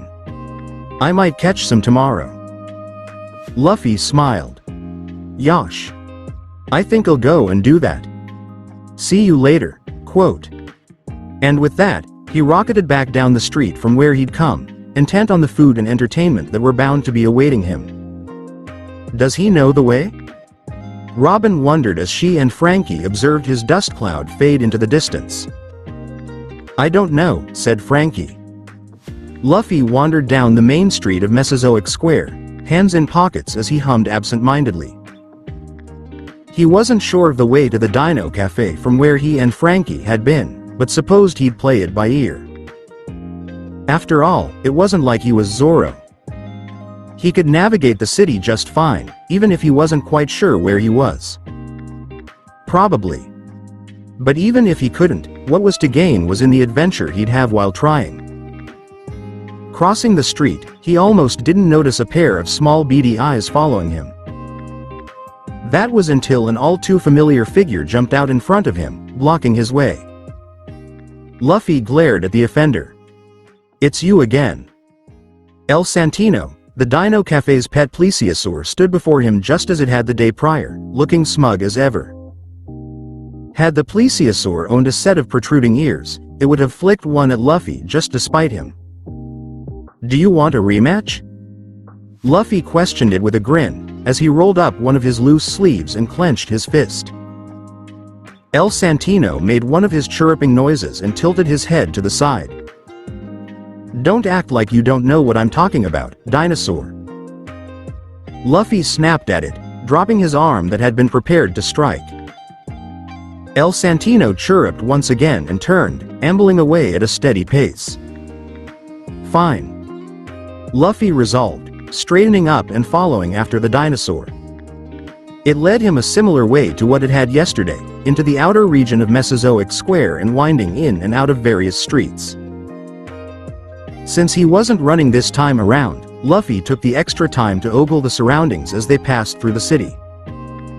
After about 10 minutes, the dinosaur and the pirate arrived on a wide street. As the cafe entered his field of vision, Luffy smiled. "There it is. You're useful after all, aren't you, dinosaur?" Quote.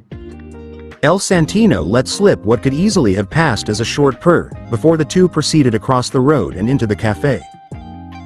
Upon entry, they were greeted by the aroma of tea and quickly cooking meat. As El Santino departed to an undisclosed location behind the counter, Luffy allowed the cafe's scent to lure him over to a nearby table, where he discovered his friends awaiting him. "Food," he requested, stomach growling as he joined with them. "Hey, you made it," Ichigo commented.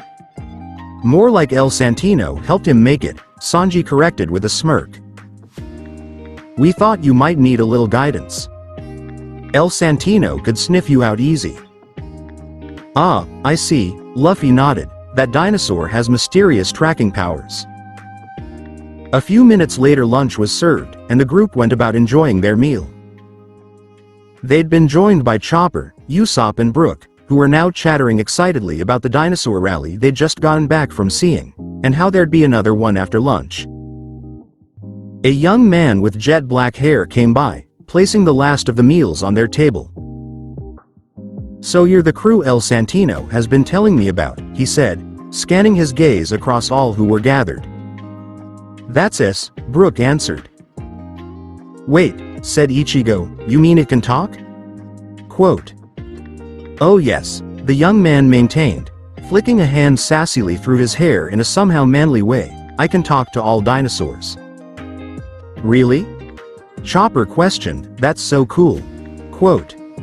"You can talk to them too," Usopp pointed out. "You don't talk to dinosaurs, Windsor, you dork." Catherine called over from behind the counter. The young man, Windsor, grimaced before striking back. "I do so." Quote. "Yeah, you talk to them, but they don't talk back," Catherine maintained. "Only El Santino does, and that's in his own way. All the other dinosaurs bite you, including the Excelpods. Even El Santino has a nip at you from time to time." "El Santino has a nip at everyone from time to time," Windsor retaliated. "Meh, good point. Hey cog brain, airhead. Get back to work," Dan reprimanded the other two workers, who hurriedly continued whatever they needed to be doing. Until of course, another distraction dropped in on them. Literally. A large crack sounded from the upper floor, followed by the splintering of wood and a dull thump. And then, of course, an obligatory OWWWW. "He finally came down," Catherine commented. A scruffy young man, little taller than Luffy, emerged from the mess of the partially collapsed roof, got to his feet and dusted himself off, treading over the rubble that had fallen with him. "The roof needs fixing," he said unnecessarily, indicating to the hole in the ceiling he had dropped in via. "No kidding," Windsor chuckled, eyeing the gaping ruin in amusement. Dan sighed. "Fix it, Eustace." The new arrival sighed and pouted. "I don't see why it needs fixing." "Your name's Eustace?" questioned Brook, who'd wandered over to the corner to admire the piano. "Yep," the young man responded. "Ah, like Captain Kidd," Usopp said with a nod, knowing he'd heard the name before. "No, I was Eustace before you was," the young man insisted, shaking his head. "That idiot copied my name." "Actually," Catherine interjected as she came past to wipe down some of the tables, "I'm pretty sure Kid has a good few years on you, genius." "What? But that makes me the copy." Quote. "Yep. Sure does." Luffy agreed with a nod. Eustace retreated to a place in the corner, where he lowered himself to the floor and pounded the ground with a fist. "My whole life is a lie." Quote. "Shut up and do your work," Dan snapped, frisbeeing a tray at him. Eustace evaded the tray skillfully, managing to catch it in his hand before standing and wandering off to the kitchens. "Scatterbrain," Dan breathed, before turning to Ichigo and the gathered Straw Hats. "Those two morons you just met are the other half of our little cafe clique," he explained. "S4 and El Santino run the place." "Sounds like fun," commented Luffy. "Anyway, you'd probably get going soon or you'll miss the next match." Triassic Emporium was alive and buzzing. Sanji let himself become absorbed in the atmosphere as he and the others watched the opening of the first match from their seats in the stadium. The crowd cheered as a stegosaurus appeared at one side of the stadium and a stout dinosaur with a club at the end of its tail at the other. Both prehistoric contenders were equipped with galactic-looking armor and were poised to strike given the signal. Sanji exhaled a plume of smoke from his cigarette as the horn sounded and the dinosaurs charged at one another. ... A few hours later, the lot of them re-emerged from the stadium and began their journey back to the cafe, where they'd agreed to meet with a couple of the other crew members before departing back to the ship. That was awesome, Luffy proclaimed, fisting the air enthusiastically. My favorite part was when the T-Rex shot the beam from its mouth. That was so cool. Quote. He continued to excitedly discuss the match with Usopp and Chopper as the Dino Cafe came back into sight. I've never seen anything like that, Ichigo said, wide-eyed from the excitement of the past 2 hours. Where I'm from, dinosaurs have been extinct all over the place for millions of years. It's the same for most of the places around here, Sanji said, and even if there were dinosaur tournaments on other prehistoric islands, I doubt they'd be anything like that. Indeed, Brook concurred, it was very exciting, I almost got goosebumps. Although I don't have any skin for that to be possible, yohohoho.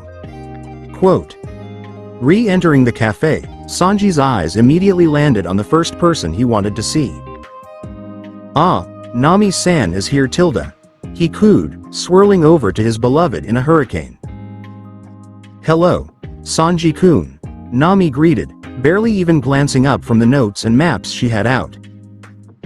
And the idiot Marimo's here as well, Sanji noted dryly, spying Zoro with a glass of sake nearby. Just leaving actually, shit cooked, Zoro said, slamming down the empty glass. I'm heading back to the ship for now.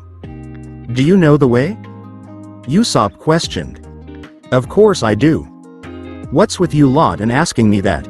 Quote. I think I might go back as well, Ichigo said. He had a pretty good idea as to how to navigate his way back to Little Star Port. More of an idea than Zoro had at least, Sanji imagined. Yosh, said Luffy, I'll go with you. We'll probably come back in an hour or so, Nami called over to them as they left. See you later, Ichigo waved. I'm leaving for a bit as well, said Windsor as he came out from behind the counter. We're out of treats for El Santino, and you know how he gets when he doesn't get treated. Off you go then, Dan said with a sigh. Robin's eyes skimmed over the flat window-like surface on the table in front of her, the artificial light it emitted creating a strange glare when hid by the sunlight. She and Frankie were currently in the visitors center above the Horseshoe Falls, searching for more information on Atlantica's history. So far, there hadn't been much luck.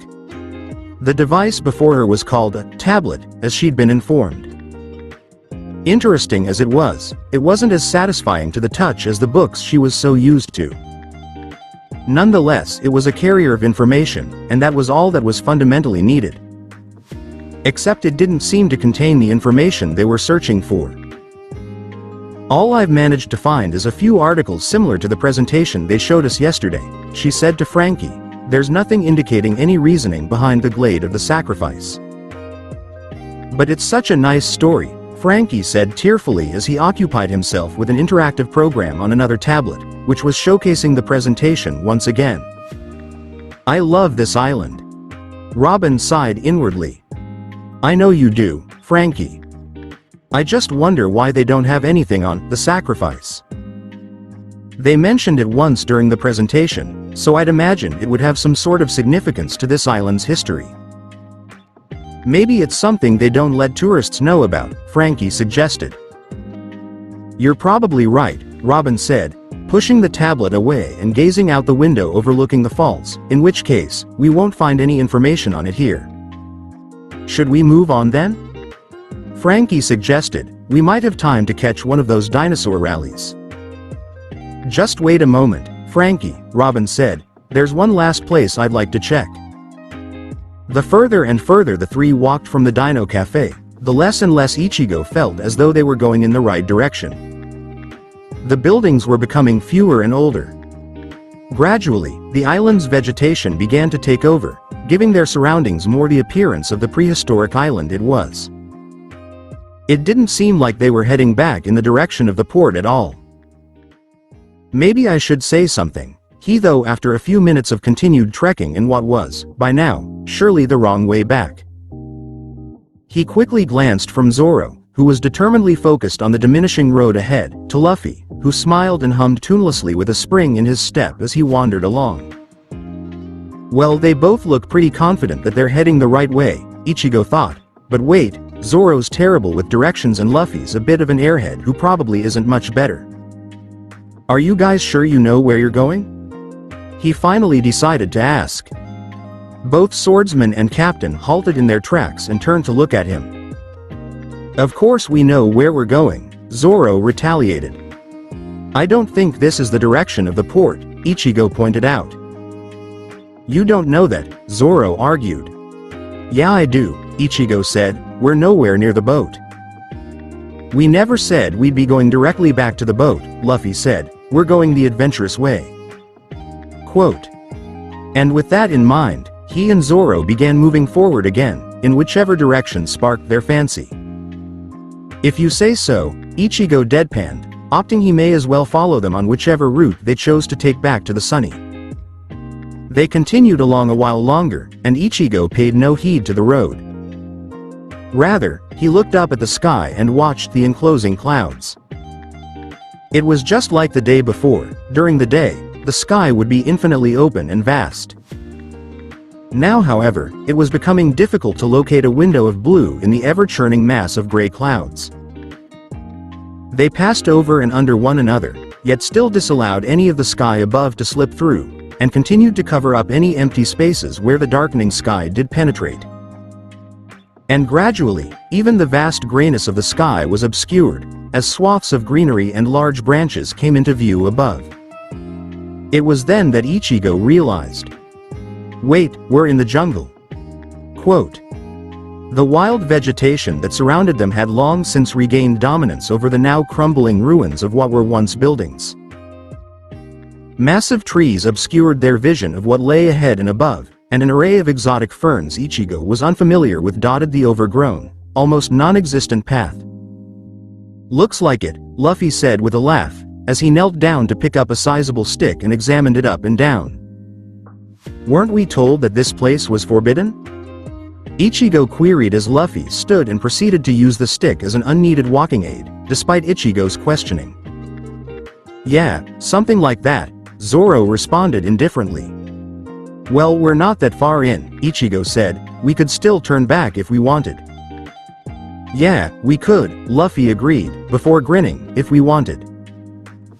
Ichigo sighed, only then realizing that he'd been reeled into a forbidden forest expedition Luffy had probably been planning since yesterday. You can go back if you want, said Zoro, we're not going to stop you. I'm not going back, Ichigo insisted, but if we get caught, we'll be in trouble. However, Luffy didn't seem to be listening. In fact, he looked as though he was enjoying himself, the stick he'd picked up trailing in the soil as he cheerily strolled along, his humming louder than before. He then opened his mouth and began singing the lyrics of some disjointed song. The islands in the south tilde are warm tilde. Pina pura Peru tilde their heads get really hot tilde. And they're all idiots tilde. What? Ichigo said flatly. But Luffy wasn't finished. The islands in the north tilde are cold tilde. Hyakoi koikoi tilde their heads shiver all around tilde. And they're all idiots tilde. I'm not even going to ask. The islands in the east tilde have early mornings tilde. Everyone is lively but stupid tilde. Fine then, I will ask. Are you just making this up as you go? Ichigo gave in. He's not, Zoro responded, it's just some drivel that he sings sometimes. Though I guess he would have made it up at some point. The islands in the west tilde have late nights tilde. Everyone is cheery but stupid tilde. Ah tilde I just yawned tilde. Everyone is happy tilde. And they're all idiots tilde. Realizing that the case was a lost cause, and that no matter what he said, neither Luffy nor Zoro would be re-emerging from the forest until they felt like it, Ichigo gave up his pestering and joined them in the exploration. He had to remind himself that despite everything, Luffy and Zoro were pirates, and therefore weren't the most law-abiding of people. Besides, how often did he get the chance to explore some ancient jungle, forbidden or not? Nami looked over her notes and listened as Brook struck the final few notes of the song he'd been playing on the cafe's piano. "Nice one, skeleton." Eustace applauded enthusiastically. "It's good to finally have someone who can play that piano properly," Dan concurred. "The only one who's ever tried to use it has been Eustace, and well he's not, well, it's good that someone's finally done that piano some justice. I was beginning to wonder whether it was possible to get a good tune out of it or not. But I guess anything can work well in the right hands." "Hey, you love my piano playing and you know it," Eustace protested Dan's indirect insult. "It's unique, I'll give you that much," Dan admitted. "If you like, Eustace-san, I can give you a quick lesson," Brook offered. "Really?" Eustace questioned, nearly upturning his seat to settle beside Brook. "Awesome." Quote. As the two went about their spontaneous lesson, Nami began to notice something odd. It was late in the afternoon and the cafe had emptied considerably. Currently, only 3 of the cafe's workers and the gathered members of the Straw Hats were within the cafe's vicinity. Now this wasn't strange in itself by any means, the cafe wasn't busy all the time. However, a contorted silence echoed outside the building, and a foreboding presence shifted in the atmosphere. It seemed as though Catherine had noticed as well. "It's quiet out," she noted, something sour in her voice. Dan went to her side and observed the almost deserted street that lay before them. "Think nothing of it," he said to her briefly after a moment. Catherine nodded and returned to her task of sweeping the floor, or rather spreading the dust, as the navigator had noticed, and Nami gazed back down at the notes. She didn't even have to look at the sky to know it would be raining within the next minute or so. It was obvious it was going to from the very start of the day. Though to the unskilled observer, it wouldn't have been obvious at all. But for Nami, the stuffy atmosphere and light breeze that wafted through the open windows were enough to know. Taking a sip of the icy lemonade by her side, she returned her attention to the notes that sat before her, specifically an aerial photograph of Atlantica he'd picked up in her earlier exploits. "I wonder why the jungle is forbidden," she thought to herself, regarding the minimal information given on it in a pamphlet she'd picked up. "Are they hiding something there?" Yesterday Pascal also mentioned they weren't allowed to fly higher than a certain altitude, and this photo has been definitely taken from higher than what we went. She allowed her eyes to wander the wild expanse of Atlantica's prehistoric jungle, before coming to rest in a strange gray area. "And what's with this?" Without warning, Windsor burst in, flushed and panting as though he'd run all the way from the other end of town. "What is it, Wins?" Eustace asked with a snicker as he clumsily shifted through the basic piano scale Brook had shown him. "Dinosaurs at the pet food store try to eat yaw again?" Quote. However, something was different. As little as Nami knew the boy, it was clear by observing his bodily stance that something was up. Windsor shot a warning glance over to Eustace before opening his mouth to speak. "One of them is out." What one of them was exactly, Nami wasn't sure. However, the statement seemed to make complete sense to the cafe's 3 other members. Instantaneously, Eustace's demeanor changed. His eyes narrowed, his smile faded, and in place was a new, more serious expression. Turning from his piano lesson, he looked his friend in the eye. "Is that true, Windsor?" Quote. "Of course it's true." Windsor snapped. "Why would I joke about something like that?" "You're right," Eustace said with a nod, seeming slightly apologetic. "It's just that, one of them actually being out. It seems so, really?" "One of them is coming?" "Crap." Quote. "Yes, really." Windsor said, "I saw him myself. He's nearby and the procession is coming right along this street." "Procession? What's going on?" Nami asked, slight concern coming through her tone. She glanced over to her nakama, noticing their equally confused expressions. "Who's coming?" Chopper asked. "Bring the outside furniture in and close the doors and shutters," Dan instructed in a no-nonsense tone. Right away, Catherine and Eustace immediately hurried outside and began bringing in the few sets of tables and chairs as Winsor shut all the windows and closed the shutters, so that to anyone on the outside, the cafe appeared to be closed. "I think it would be best if the 5 of you were to stay in here for the time being," Dan addressed the crew sternly. "Until this storm passes, at least." Nami narrowed her eyes as rain began to fall audibly, pelting the building's roof like 1,000 marbles tumbling from the heavens. Even to an unskilled observer, it was obvious. Rain was beginning to fall. "Pascal mentioned there's some old archives here when we flew over yesterday," Robin explained to Frankie as they entered a small building near the volcanic springs. "We might be able to find something in here." Inside was far less high-tech than the island's other facilities. Instead of boasting state-of-the-art technology as the tourist center had done, the public archives consisted of no more than a modest few bookshelves lined with various files and records. As she browsed the shelves, Robin came across an old, worn book which sat seemingly forgotten on one of the nearby shelves, beckoning her to skim through its pages. Removing it from the shelf, she took it to a small table at the front of the room and began flicking through. The book seemed to contain a more thorough history than any of the tourist facilities offered.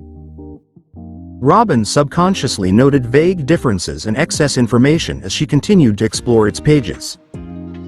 Though nothing really stood out to her. Nothing that screamed of sacrifice, at least. Until she reached one of the final pages. Noting Robin's sudden change in demeanor, Frankie glanced over the archaeologist's shoulder to see what had caught her attention. "Human sacrifice," he read, his eyes skimming the details of the page, as in killing people for some sort of ritual? Quote, "Is there any other type?" Robin asked rhetorically. "That's totally unsuper," he said, his blue hair flopping in a way that suggested it needed a cold bottle of cola. "Is it still done these days?" Quote, "It doesn't say," Robin answered. "It doesn't look like it though." Her eyes scanned the rest of the pages, before coming to an abrupt stop at the second last paragraph of one of the final pages. Slowly, she tilted the book upwards so that the shipwright could read it, and indicated to the paragraph in question. "But by the looks of things, this still applies to today." Frankie quickly skimmed the passage Robin had shown him. Robin then placed the book back on the table and exchanged a glance with her accomplice. "Do you think the others know about this?" Frankie asked. Robin shook her head. "They didn't know about it this morning, at least. Whether they know or not now, I'm not sure. At any rate, we need to warn them of this. Who would have guessed that a group of them were on this island?" Quote, "I'll keep a lookout with El Santino," said Eustace, climbing a ladder that led to an upper floor. "I'll let you know when it's safe to open again." "Good," Karen said. "Make sure you can't be seen from down on the street." "What's this change of pace all about?" Usopp asked, nerves of the unknown danger threatening the cool composure he was currently trying to maintain. "What's out there?" Brooke backed him up. "A rogue dinosaur? A foul creature escaped from the jungle? Or perhaps a ghost or something from the undead realm?" It was the prospect of something potentially spooky and paranormal that undid the skeleton's own cool composure, and he was soon trembling in his seat along with Chopper, who'd immediately taken Brooke's pondering as fact. "Did someone say it was a ghost?" Catherine questioned across to Dan and Winsor, both of whom shook their heads. "Well, he's a skeleton. Even if there were a ghost out there, I don't see why it should bother him," Dan said. "But what if he's right?" Winsor questioned with a shudder. "What's more, what if it's the ghost of some T-Rex escaped from the jungle?" Quote, "Yikes." Catherine shrieked. Dan sighed and massaged his temples. Catherine continued. "How would we be able to fight it off? All our attacks would go through it." Quote, "Winsor, didn't you say you saw whatever it was when you were down the road? Nami questioned. Winsdor and Catherine at once ceased their flailing. Thank you. Dan sighed in exasperation. At least now I know that someone in here other than myself has more sense capacity than a tablespoon. It's not a ghost, Winsdor sighed in relief, before returning to a panicked state, but our situation isn't much better. Quote. Just shut up already. Dan snapped, do you want them to find you? Quote. Winsdor quickly shut his mouth. Whatever's out there, I'm sure it's something we can take care of, Sanji said, standing and heading for the door. Where did you see it, Winsdor? Tell me where it is and I'll make quick work of it, it won't bother you ever again. Winsdor gulped. I wouldn't be too sure of that, he said, even if you were to fight it, it would only make matters worse. It's not exactly a creature that can be taken care of. You'll put all of Atlantica in jeopardy. Quote. And why is that? Asked Usopp. What kind of a monster is this thing you're talking about? Quote. You're only tourists passing through, Catherine said mildly. You shouldn't involve yourself with this island's affairs.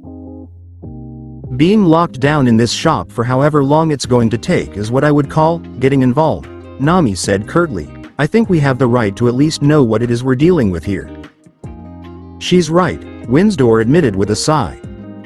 Very well, Dan sighed. That much is general knowledge to everyone who calls this place their home, so I guess there's no harm in knowing. Just keep in mind that what I'm about to tell you may be a sensitive topic. The Permian jungle proved to be just as wild and untamed as anyone in the city had said. If not, even more so. Ichigo stuck closely to the other two as they wandered the forest's terrain, the path they'd been traveling along having long since faded into wilderness. In the shadows, large and fierce eyes watched them but stood their ground for the time being. What's that? Zoro questioned after a while. What's what? Ichigo asked. Up there, Zoro said, his one good eye peering up through a gap in the branches. Ichigo and Luffy followed his gaze to see something long, circular and transparent somewhere above the treetops. Looks like one of those waterslide things that get ships around the island, Luffy observed. That's what I was thinking, said Zoro, but what's one doing way out here? Quote. Who knows, Ichigo said with a shrug, maybe we should follow it and see where it leads. The other two unspokenly agreed and set off through the trees, making sure that at least a small fraction of the tube was in sight at all times so that they might stay on track to their unknown destination. They continued as such for a while. At some point it must have began raining, as whenever a sizable gap appeared in the canopy above, they would be doused by the gray sky. Eventually they reached an apparent edge to the forest, for the number of trees sharply declined, allowing the rain to drench them. Ichigo noticed the outline of a built structure resembling a high fence zigzagging at the base of a nearby ship. Squinting in the rain, he made out the form of a large structure somewhere beyond the gates. Is that a building? He asked the other two. I think it is, said Zoro. But who'd be living here? This place is off limits, isn't it? Quote. Maybe that building is the reason it is, Zoro suggested. Let's move a bit closer, said Ichigo. We've come this far, we may as well check it out. Moon Guy is becoming adventurous, Luffy remarked, the wet weather failing to dampen his spirit any. As they edged closer, the building beyond the gate became more profound and obvious. It appeared to be a massive palace, no doubt belonging to someone incredibly wealthy. Ichigo noticed the ship tube they'd been following earlier descending into what must have been a mini indoor boat shed, similar to Little Starport. He let loose a low whistle. I wonder who lives here. However, when he glanced back to Luffy and Zoro, he noticed both their gazes locked not on the impressive mansion, but on the subject of a single flagpole sitting beside the structure. Ichigo's gaze proceeded to follow the flagpole to its summit, where, as expected, a seemingly simple flag blew in the wind. On his own, Ichigo wouldn't have though anything of it, but it seemed to be having some kind of effect on his two accomplices. Luffy, Zoro said, that flag, isn't that? Quote. Ichigo watched as Luffy took on an unfamiliar composure, his hat casting a dark shadow over his eyes as he glared at the sight that beheld them and inclined his head. Being a prehistoric island, there are many things you might call monsters living here in Atlantica, Dan explained, especially out in the wild. There are fearsome beasts you sea-sailing pirates have never dreamed of. There are creatures the rest of the world forgot about long ago, in favor of tamer lifeforms. But the most monstrous thing on this island is of human origin. And it's what stands at the head of our hierarchy. What do you mean by that? Sanji demanded. Dan frowned and leant back against his seat. This island of Atlantica is governed directly by the Tenryubito.